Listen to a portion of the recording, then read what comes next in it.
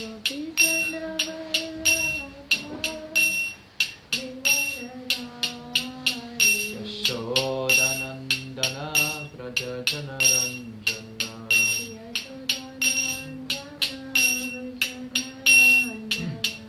Yamuna Tira Vanachari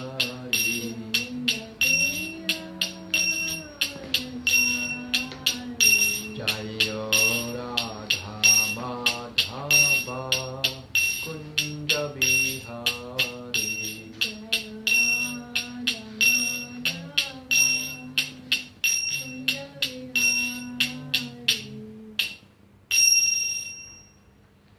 Usually we run always, short of time.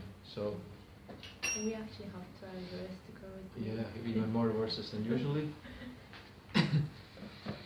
Om Namo Bhagavate Vasudevaya. Om Namo Bhagavate Vasudevaya. Om Namo Bhagavate Vasudevaya. Om Namo Bhagavate Vasudevaya. Om Namo Bhagavate Vasudevaya. Om Namo Bhagavate Vasudevaya. Today we are continuing with second chapter of Bhagavad Gita as it is. And text 60 till 72. Yeah.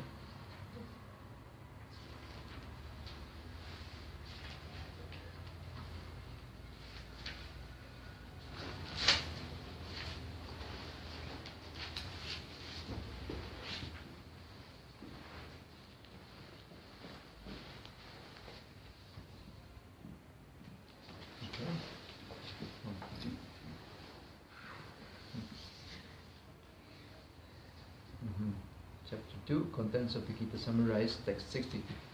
Yatato hyapi kaunteya purushasya vipashchitaha indriyani pramathini haranti prashabham manaha.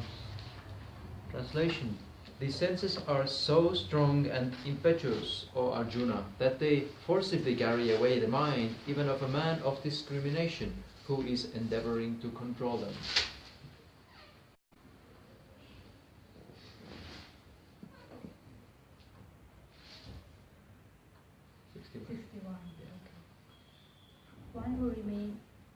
One who retains his senses, keeping them under full control, and fixes his consciousness upon me, is known as a man of steady intelligence.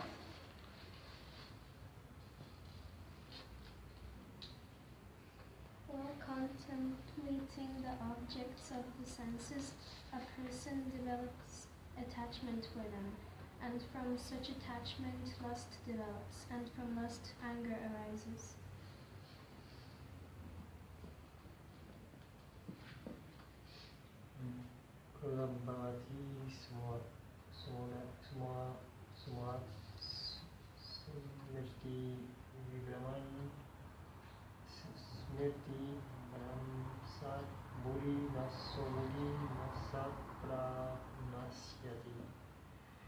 From anger, complete delusion arises, and from delusion, bewilderment of memory.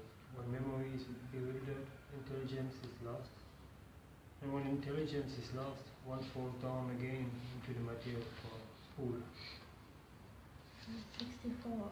When a person free from all attachment and aversion, and able to control his senses through regulative principles of freedom, can obtain the complete mercy of the Lord. Prasada sarva dukhanam hanir ashok pajayate prasanna chitta sohyasu buddhi paryavatishtate. For one thus satisfied in Krishna consciousness, the threefold miseries of material existence exist no longer. In such satisfied consciousness, one's intelligence is soon well established. One who is not connected with the Supreme in Krishna consciousness can have neither transcendental intelligence nor a steady mind, without which there is no possibility of peace, and how can there be any happiness without peace?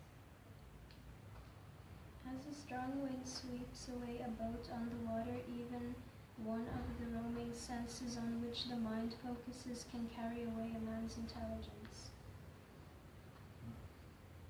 Tasmat yasya mahabaho nigri tan sarvasa indriyanindriyatebhya tasya prajna pratishtita. Therefore, Almighty Hound, one whose sense are restrained from their objects is certainly of steady intelligence. 69. What is night for all beings is the time of awakening for the self-control, and the time of awakening for all beings is night for the introspective sage. Apuryamanam achala pratishtham samudramapa pravishyanti yadvat tadvat kamayam pravishyanti sarve sa shantimapnoti na kamakami. A person who is not disturbed by the incessant flow of desires that enter like rivers into the ocean, which is ever being filled but is always still, can alone achieve peace, and not the man who strives to satisfy such desires.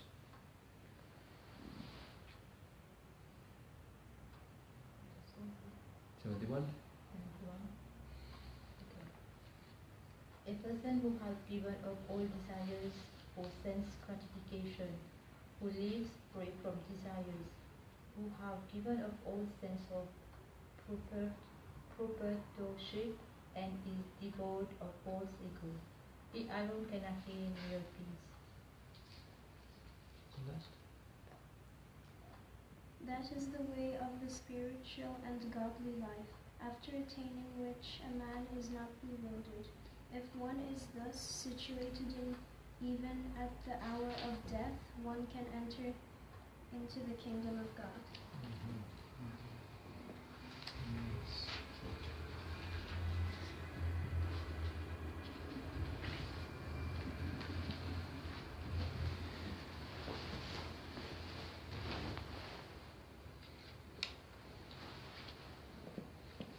Mirandasya Kalanchana Shalakaya Chakshurun Militam Yena Tasmai Sri Gurave Namaha Sri Chaitanya Manokishtam Stapitam Yena Putale Swayam Rupagadhamayam Tadati Swapatantikam Sri Krishna Chaitanya Prabhu Nityananda Sri Advaita Gadadhar Sri Vasari Gaura Bhaktavinda Hare Krishna Krishna Krishna Hare Hare Hare Rama Rama Rama Hare Hare.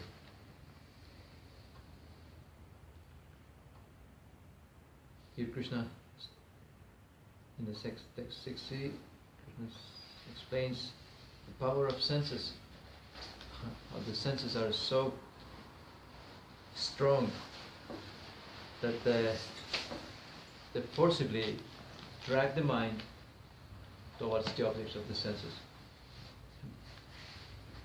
Even if you try to control the senses or the mind with great endeavor,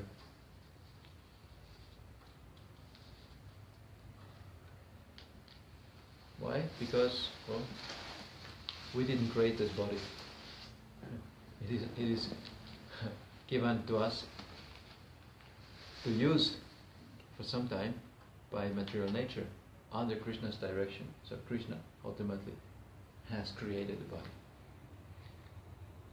And also the mind and senses. Krishna has created the mind and the senses, which are not in our control. It is under the control of the person who created them. Therefore, we may endeavor really hard to try to control them. But unless we are Krishna conscious, it means unless we get the help of Krishna for controlling this mind and senses, you're doomed to fail at some point. Prabhupada brings an example of Vishwamitra Muni, who was, Prabhupada says, he was a perfect yogi, perfected yogi. And you know, these yogis, they used to perform severe austerities, penances, to attain mystic powers. Something that people nowadays cannot even imagine what type of austerities they used to perform. Let's see if there is a picture here. There used to be the yogi in Himalayas. Yeah, there is. There we go, yogi in Himalayas. Everyone in online. This, if you see how yogi didn't cut the nails for a couple of decades and totally emaciated, skinny. So that's how perfected yogis used to perform austerities. No sense gratification, no ice cream, no Facebook, no TV, no. So this is. It requires enormous amount of self-control and discipline. So Vishwamitra was one of this type of yogis. And then why Prabhupada brings him as example? To show that even perfected yogi like Vishwamitra, without the help of Krishna, is not able to control his mind and senses. So what to speak of us? Now text 61. One who restrains his senses, keeping them under full control, and fixes his consciousness upon me, Krishna says, upon me, is known as a man of steady intelligence.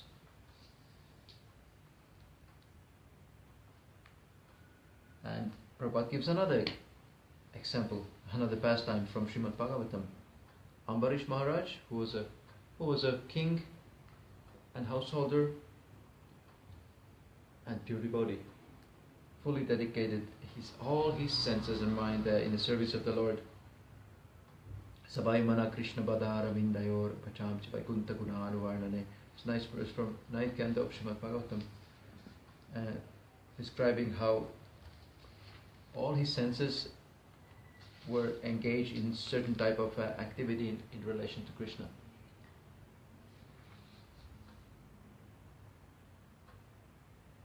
And a great yogi, another great yogi, Durvasa Muni, became angry on Ambarish Maharaj because he felt offended because Ambarish Maharaj, he was fasting. Why? For the benefit of the citizens. And in order to get the full benefit of this fast, he had to break the fast at a certain time. But at the same time, just previously he had invited Durvasa Muni to his home to take nice prasadam. So by the Vedic etiquette, one cannot eat before one has fed the guest.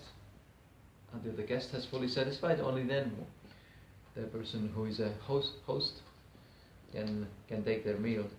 So at the same time he had to break his fast for the benefit of the citizens. Otherwise the effect of the fast will go out of window. So the advisors of Ambarish Maharaj, the Brahmanas, they suggested you just take water. Water means breaking fast at the same time not breaking fast. And so Durvasa Muni, by his mystic powers, was able to detect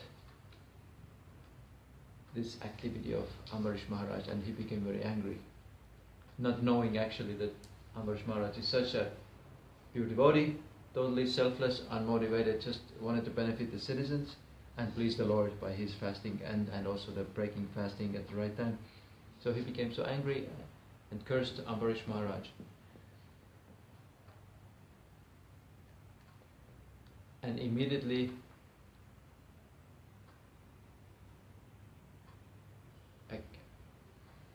enormous, huge, gigantic demon started to... No, it wasn't demon, it was Sudarshan Chakra. What Yeah. was it? It was a demon? That appeared from his hair or something. And then Lord Vishnu sent over his chakra. Yeah, wow. Yeah, how the storyline goes exactly. But ultimately, Durvasa Muni ended up running away from the Sudarshan Chakra, which was chasing Durvasa Muni, great yogi, all over the universe. He was just behind his head. It's like he felt the heat of the. He just kept running, and he tried to find protection from demigods. No one could help. Brahma, Shiva, the powerful demigods. No one could help. You have to go to Lord Vishnu. He went to Lord Vishnu. Even Lord Vishnu said, "I cannot help you. You have offended my devotee.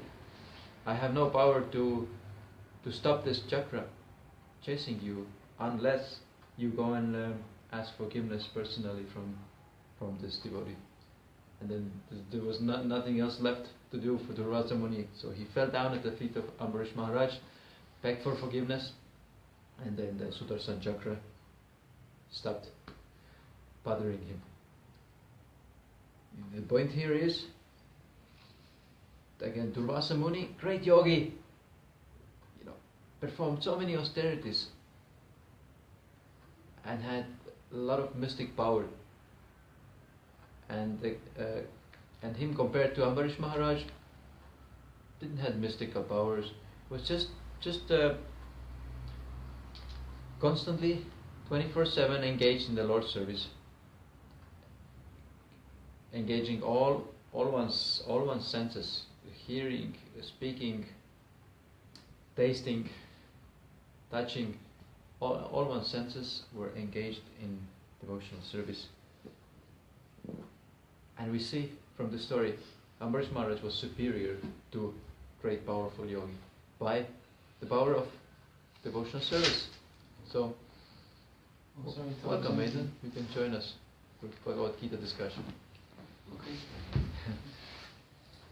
Yes, so this is the point Prabhupada brings out here. The one who restrains his senses, keeping them under full control, and fixes his consciousness upon me, Krishna says. That's the secret of how to control senses.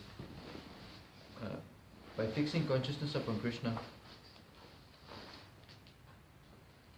and restraining in this way one's senses from materialistic activities.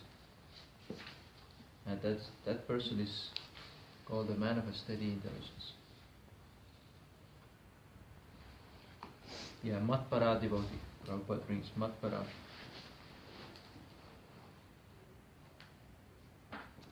Okay, text 62.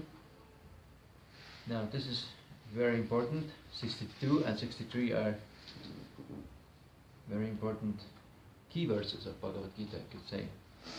While contemplating the object of the senses, a person develops attachment for them. And from such attachment, lust develops, and from lust, anger arises. So, Krishna here reveals how the system works, how the universe runs. And by knowing this knowledge, it is such a valuable knowledge. If you know this verse, this one and the next one are very much connected. That while contemplating, what means contemplating the object of the senses? In our festival tour, we have a Bhagavad Gita drama, like a play. So devotees there presenting in a theater form how a person starts to contemplate on the object of the senses. We use a nice Ferrari, some red car, a fancy car, for the object of the senses. So the person sees the car and thinks aloud, I like this. And then next moment, I want this. And then the next step is, I must have it. That's how, because he started meditating on the object of the senses, and then everything else is just progression down the road. You cannot help but develop attachment for the object, because you start thinking. Your mind is just thinking over and over and over again. Well, if you noticed yourself, you you see some whatever, some gadget or commodity or whatever, you really like it, and the more you think about it, the next step is, I think I should buy it. I think I will be happy if I buy it. I think the more you keep thinking about it, the more convinced you become that you must have it. Maybe the thought is more powerful than the actual object, because this is how the mind works when you here. get the object, it's not so, it's the Everybody knows that, but as soon as you get something, the novelty wears off in a couple of minutes, and you feel again bored, even though, but the point here is, while contemplating on the object of the senses, we develop attachment for that object, and from attachment, automatically lust develops. Lust means, I must have it, and but lust is by the rule, by default setting, lust is followed by anger. Because if there's some obstacle on a way of getting that object, you become agitated, you become angry. This is, no one can help but follow this. Let's say it is. You could say it is a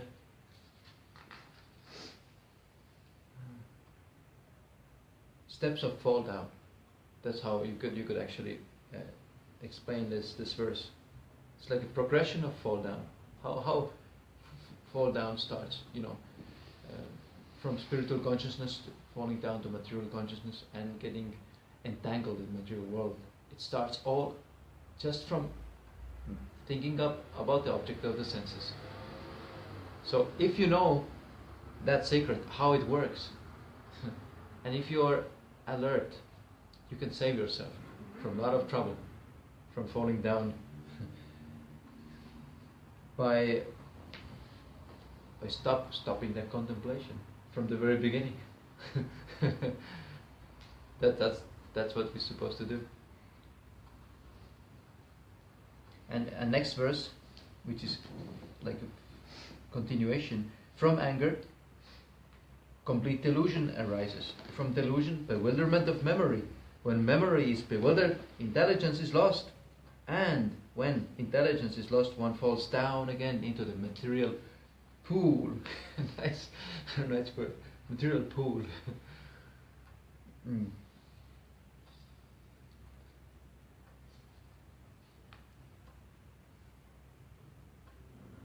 So,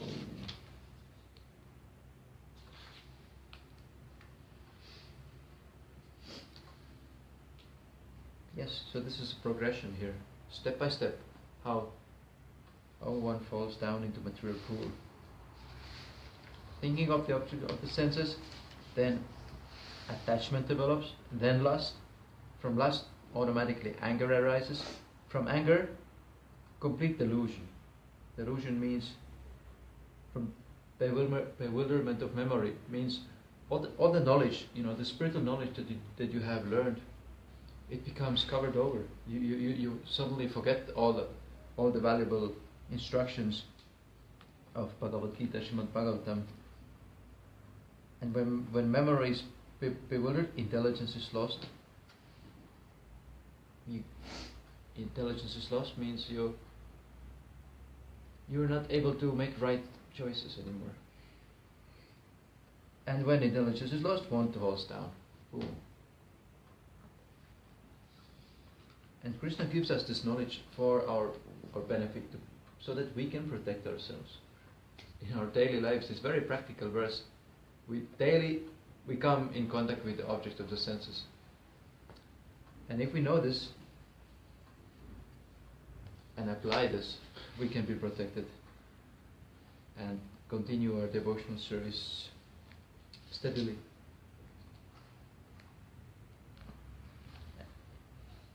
And in purport, Srila Prabhupada nicely explains how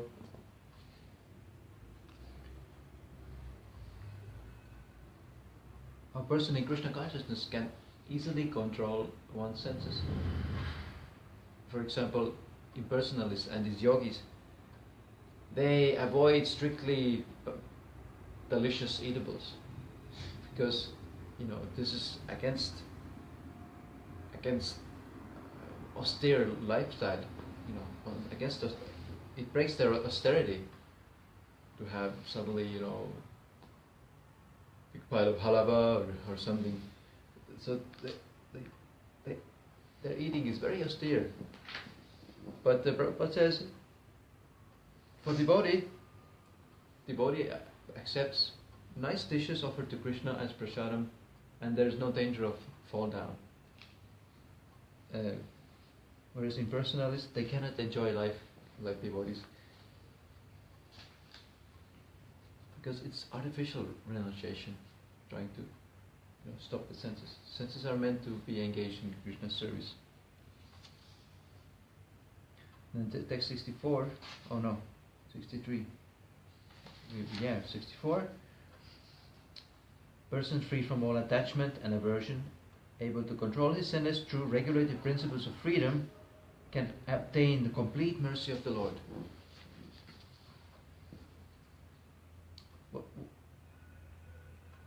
What it means, able to control senses through regulative principles of freedom, means of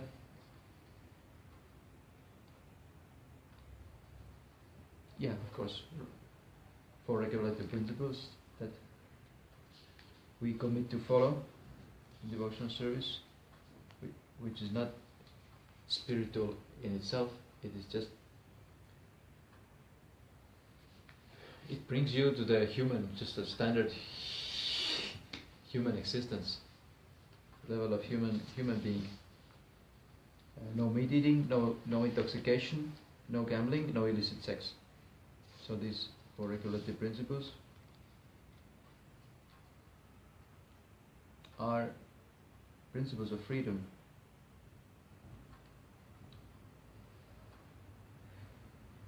And if we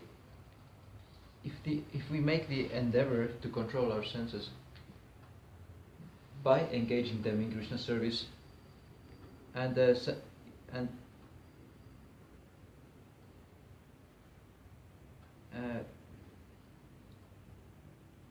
just by that endeavor, we obtain the complete mercy of the Lord. This is, you can say, the secret of success. And if we attain the mercy of the Lord, controlling the senses becomes easy, like a breeze.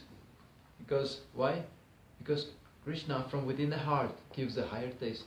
The param drishtva nivartate, text 59, right? Yeah, the text 59, which we last week discussed. Krishna says, by experiencing a higher taste, he is fixed in consciousness. Which consciousness? Krishna consciousness. By experiencing a higher taste. And what means a higher taste? Krishna can only give that higher taste. If he sees one's sincere service mood, and then Krishna sees our endeavor to engage our senses in his service, then he gives mercy. And by that mercy we can maintain that. Because, let's continue reading.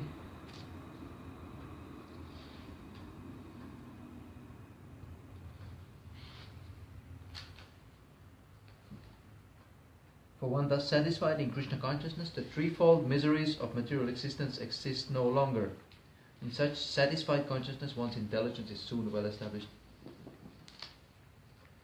Yeah, this is one characteristic of devotional service.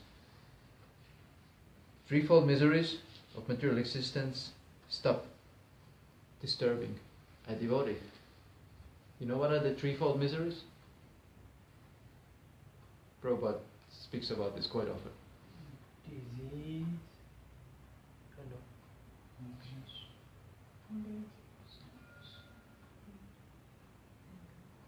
Disease, they're all true, but this is not the list that Prabhupada is referring to.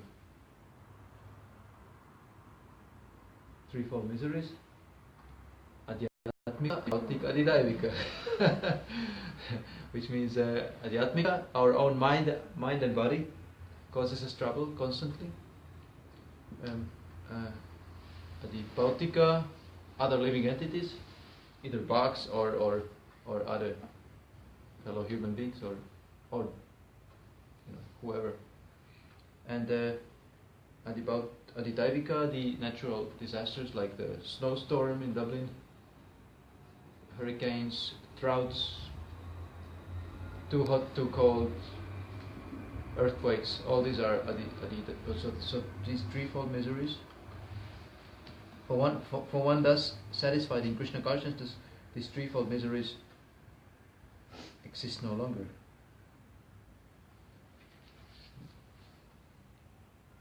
It means, they may exist, but you're not disturbed by them, which means as good as doesn't exist. And then Krishna goes on saying, on the other hand, one who is not connected with the Supreme in Krishna consciousness can have neither transcendental intelligence nor steady mind, without which there is no possibility of peace. And how can there be any happiness without peace? So there's not really an option, much option here. Either you become Krishna conscious, you become peaceful and happy, or you try to avoid Krishna, and you cannot find real happiness and peace. Prabhupada says in purport, one who is engaged or is active without a relationship with Krishna is certainly always in distress and without peace. It's certain. However much he may make a show of peace and spiritual advancement in life. Well, so Prabhupada says that anyone who is not Krishna conscious cannot have real peace because they don't have a goal, ultimate goal. This disturbance is for want of ultimate goal in life. Devotees, they should know and what is a goal of life. To awaken our pure love for Krishna. Before the sooner the better, but before we leave this body, at least. And this goal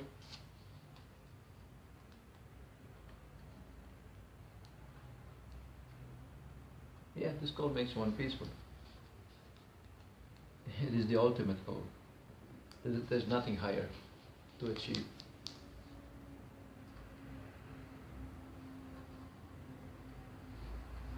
'67. As a strong wind sweeps away a boat on the water, even one of the roaming senses on which the mind focuses can carry away a man's intelligence.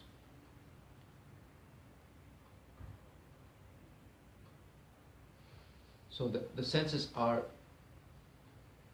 so greedy for enjoyment.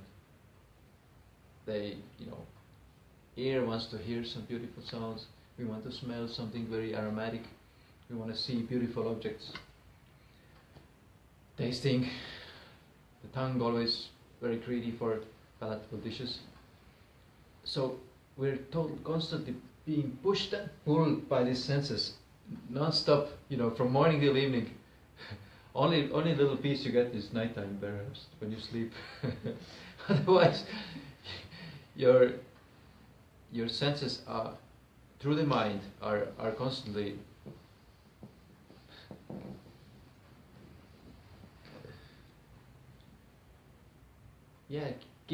keeping us in their service full time, and there's no freedom from it unless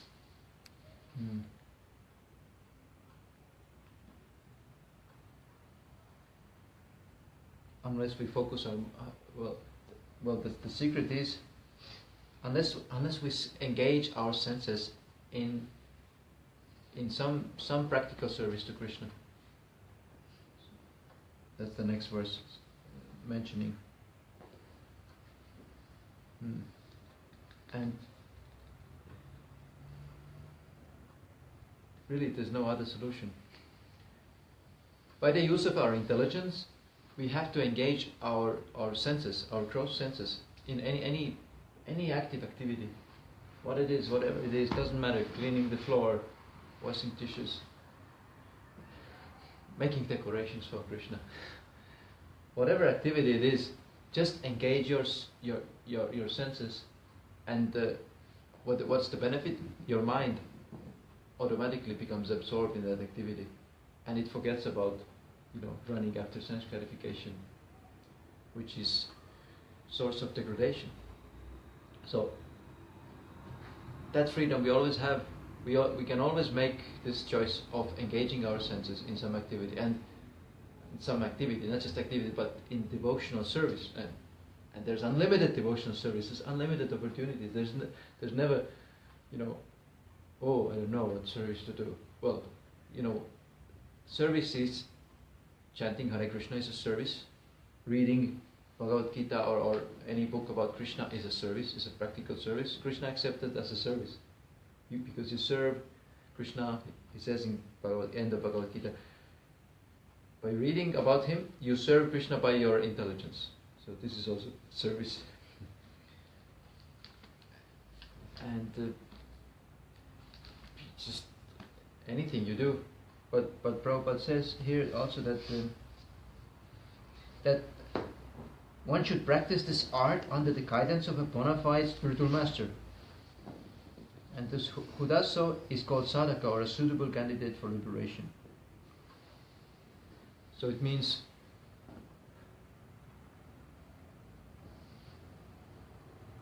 we don't speculate what is a service to Krishna.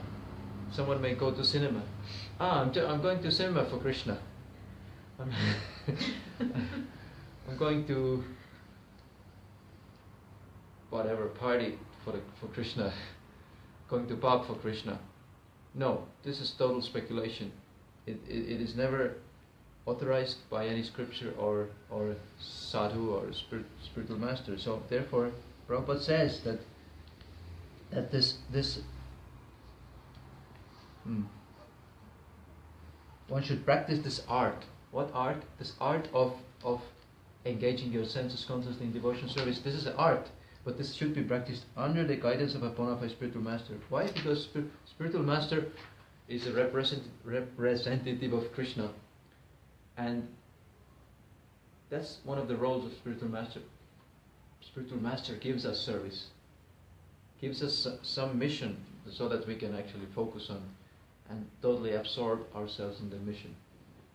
And by that absorption of how to execute the mission of spiritual master, our senses will be constantly engaged, and our mind will be, instead of dwelling on sense objects, our mind is engaged in how to execute that instruction of spiritual master, how to do that service in the best possible way. And this is our saving grace. If we can absorb our mind in some sort of service to Krishna, your senses are under full control. So this is the secret that saves the conditioned soul who is just a beginner on the path of bhakti. So it's extremely practical knowledge, Bhagavad Gita here.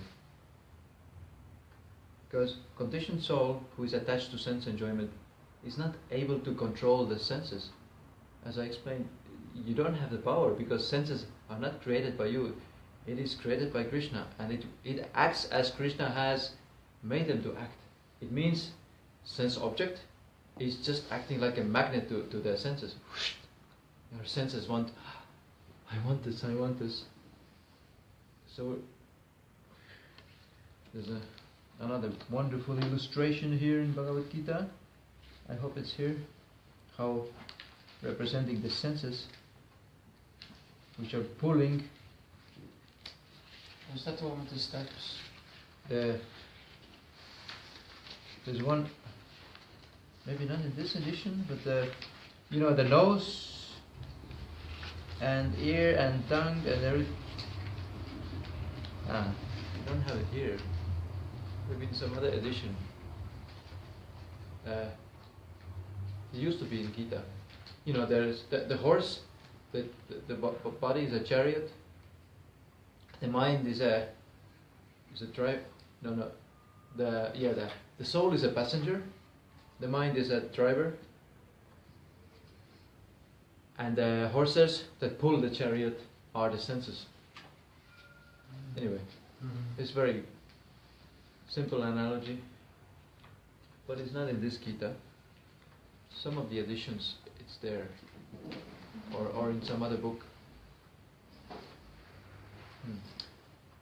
Yeah, so the point is that our senses are pushing and pulling us, and unless we engage the senses in practical service, we are in very dangerous position. Okay?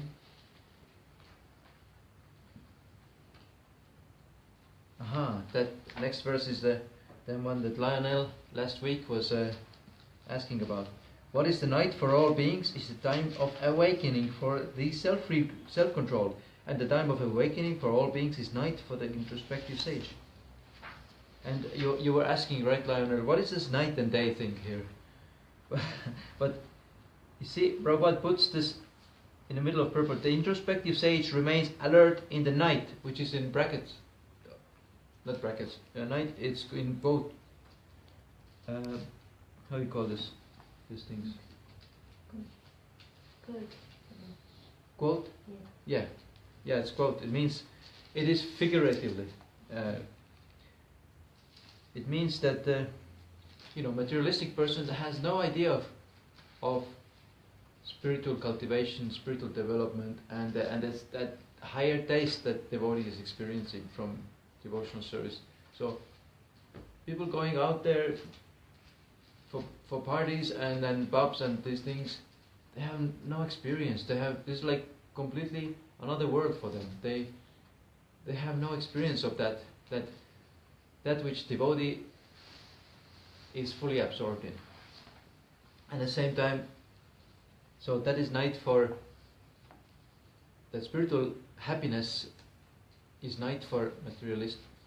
Night means total ignorance. Whereas activities of materialistic person or activities, or you could say the interest of materialist is night for devotee. It means devotees, we're not attracted to useless material activities for temporary sense enjoyment, because it's empty. There's nothing really for the soul. There's nothing really that gives pleasure for the soul. Therefore, for us, this is a night. And daytime means spiritual cultivation. Prabhupada says, nice. The sage feels transcendental pleasure in the gradual advancement of spiritual culture, whereas a materialistic person is asleep to self-realization. So,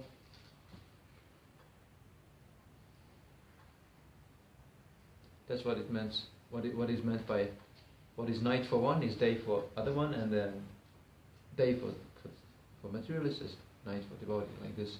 So, pretty clear. Okay, text 70. Person who is not disturbed by the incessant flow of desires that enter like rivers into the ocean, which is ever being filled but is always still, can alone achieve peace, and not the man who strives to satisfy such desires. Here Krishna says the desires are constantly flowing into the mind. There's so many desires every moment that it is compared to here that like rivers enter into the ocean. Our mind is the ocean and the desires are like rivers. And it happens constantly. But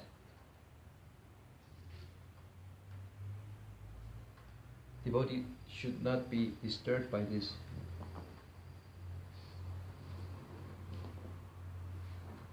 And how one cannot be disturbed? Well, yeah, you recognize, yeah, the desires are coming constantly, bombarding us. But that doesn't mean that we have to go and run and fulfill these desires immediately. Desire comes, oh, I should go do that, now I should go do this. And how can anyone feel peace like this? So, therefore, with our intelligence, we discriminate which desires we should endeavor to fulfill and which ones we just neglect, ignore. Yeah, desires come, but I don't have to fulfill them.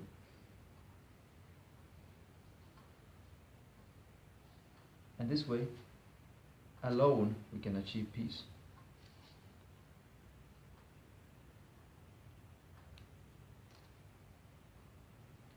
And Prabhupada says, as long as one has the material body, demands of the body for sense gratification will continue.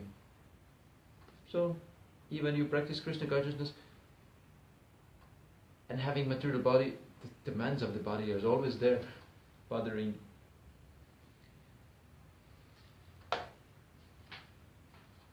But because devotees desire, the main desire should be to please Krishna. Therefore, that overpowers all the other desires, and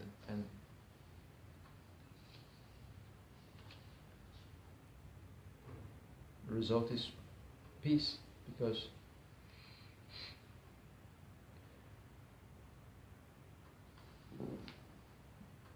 desire to please Krishna is desirelessness.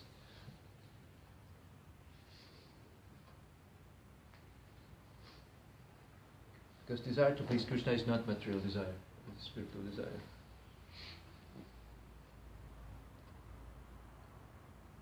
Maybe I should ask, anyone has some comments, or we do it in the end? How we usually do, in the middle or end, or we can leave it for the end, yeah? Okay. We're almost there.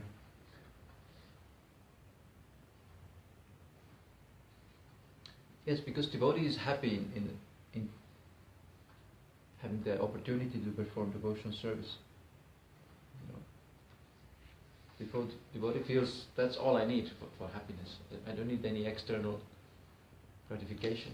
Just the opportunity to perform devotional service to Krishna. This is perfection of life.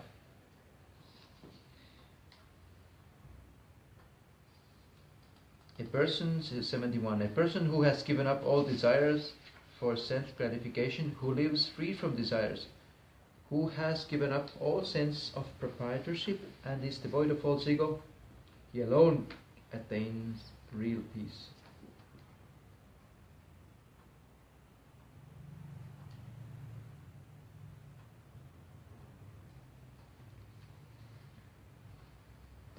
This point here of sense of proprietorship, you know what it means here? Clear, right? Proprietorship means ownership. Yeah, I own this, I own that. It can be very bewildering. The more you own in this world, the more under illusion you can be that you own something. They say, ain't got nothing to lose.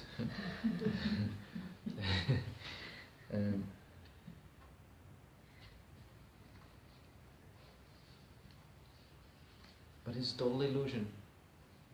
We come to this world with nothing. They say naked, you leave with nothing. So how you can claim you own anything here? Owning means you own something that no one can take away from you. This is mean ownership. Does anybody own anything except Krishna?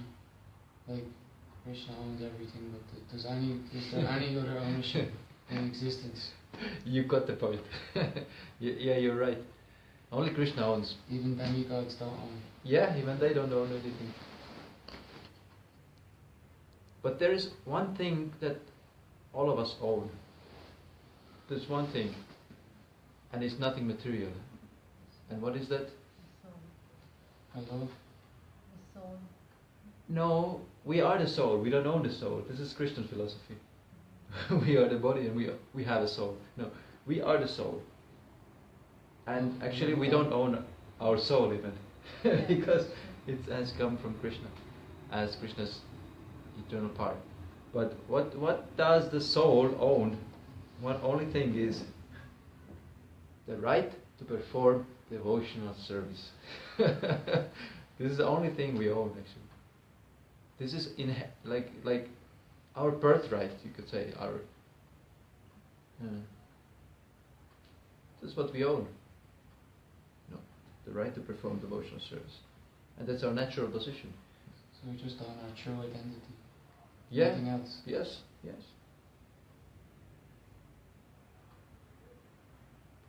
So, any type of proprietorship is just a big illusion.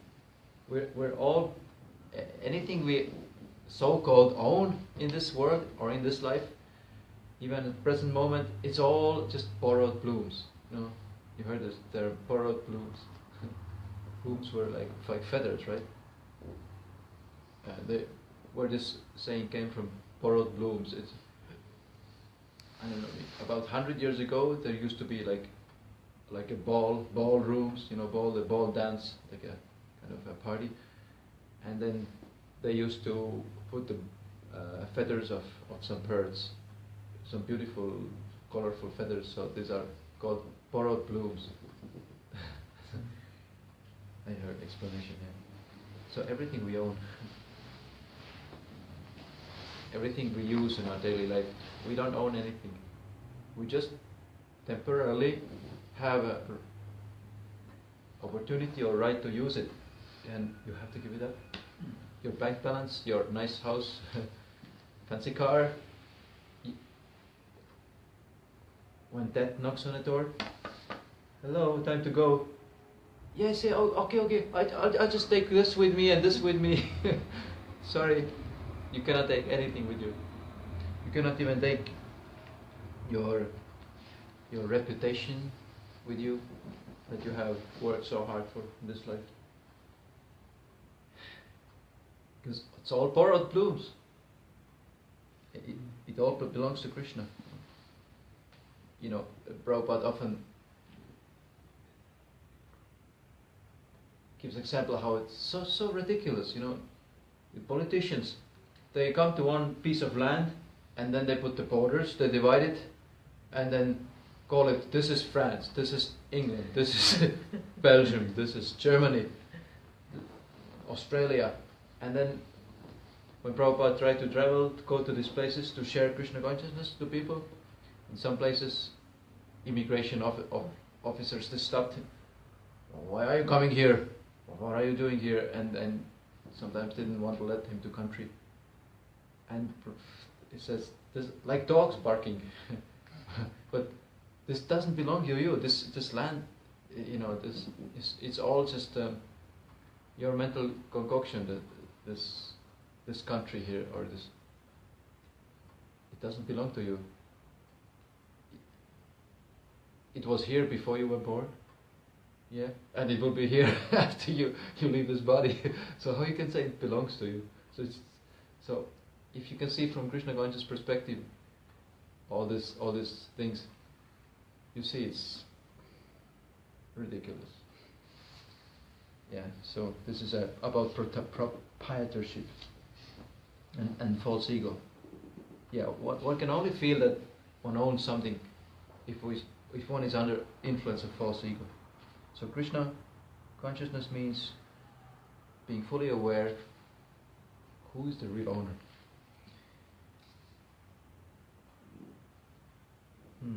72. That is the way of the spiritual and godly life after attaining which a man is not bewildered. If one is thus situated, even at the hour of death, one can enter into the kingdom of God.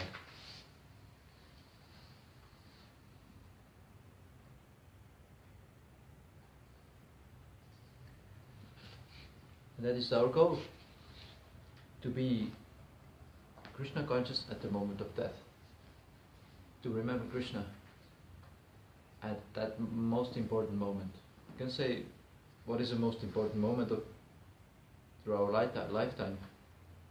Is it when we went to the school, or we got our degree, or is it our when we married, or what is it, the most important moment?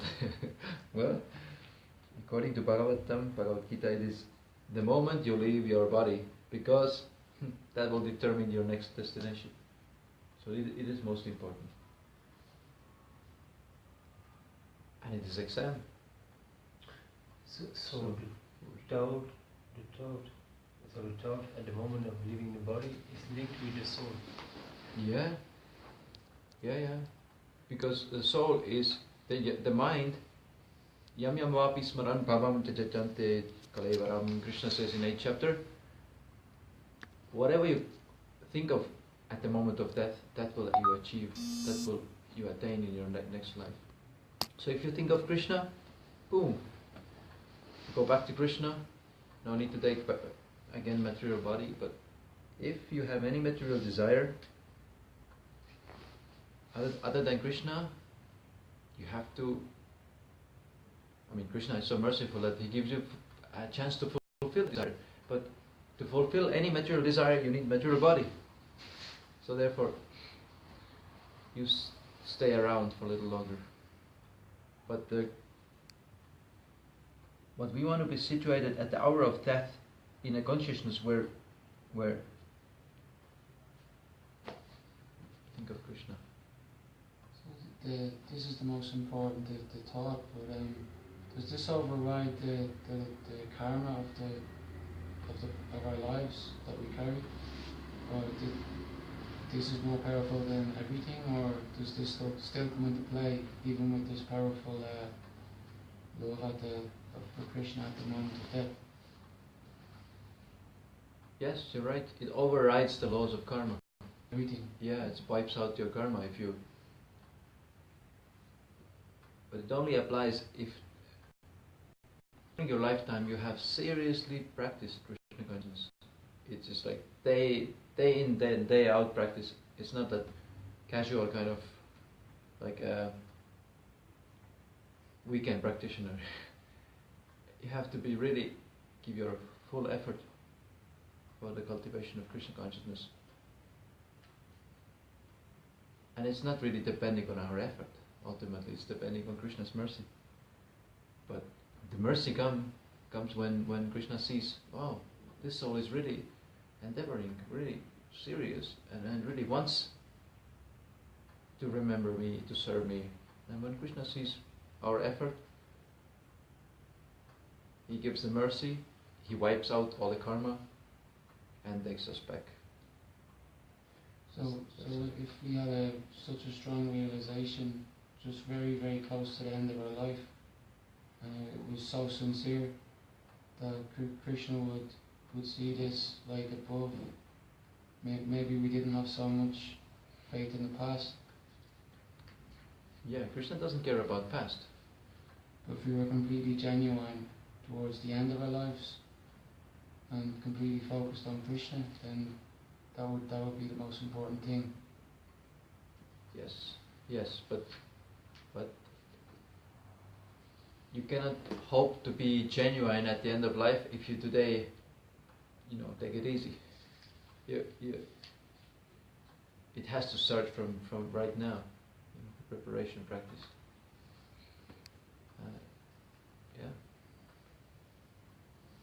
It is a lifetime job, and oftentimes many lifetimes. I'm just thinking for say an elderly person, if you brought Krishna consciousness to them and they took it very seriously, but they didn't have much time left. To who? Like say an elderly person, that in your family maybe, or a friend, that would they still have to come for another lifetime? Well, in one purport, Prabhupada explains Khatvanga Maharaj. He had only few minutes left and he attained perfection because he focused fully on Krishna during these last moments of life. But the general rule is you cannot fake it at the last moment. Oh no, not to fake it, no. Yeah, but without endeavoring right now sincerely, you cannot hope all of a sudden to be super sincere at the moment of death. So it's a practice means continuous effort, conscious effort. Yeah. I was just thinking that someone that didn't know about Krishna, say, and then you kind of you told them, you know, towards the end of their life maybe. Yeah. As I mentioned, there are general rules, but there are exceptions. Yeah. Because Krishna's mercy is not, dependent on some rules. Krishna is totally independent, free to give his mercy to anyone. And there are many occasions where parents of devotees, who didn't know anything about Krishna throughout their life, just last, of course, their son or daughter became devotee. And at the deathbed, there's just so many stories how the parents of devotee, they're just almost about to leave the body, taking the last breath, and then their son or daughter are there next to them, and where is your Krishna now? And then they leave body. and Prabhupada said often they went back to Godhead. With full confidence, Prabhupada says, hearing these stories, how last moment,